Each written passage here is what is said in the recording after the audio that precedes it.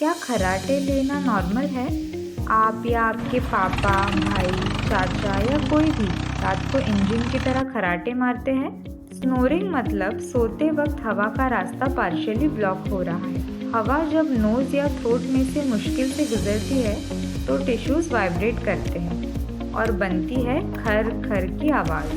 ज़्यादा स्नोरिंग हो तो it can be a sign of sleep apnea, जिसमें सोते वक्त ब्रीदिंग बार बार रुकती और ये डेंजरस हो सकता है, यहाँ तक कि फटीग, बीपी, हार्ट इश्यूज तक। स्नोरिंग बढ़ने की वजह हो सकती है overweight, alcohol, sleeping on back, block nose या साइनस। सोल्यूशन क्या है? करवट पर सोइए, वेट मैनेज कीजिए, अल्कोहल अवॉइड करें और अगर बहुत ज़्यादा लाउड स्नोरिंग और फटीग साथ में है तो डॉक्टर से कंसल्ट ज़रूर करें। देखते रहिए शॉर्ट ऑफ ज्ञान, जहां नींद में होने वाले हंगामा का भी होता है डायग्नोसिस। ऐसे इंटरेस्टिंग वीडियोस के लिए लाइक, शेयर और सब्सक्राइब ज़रूर करें।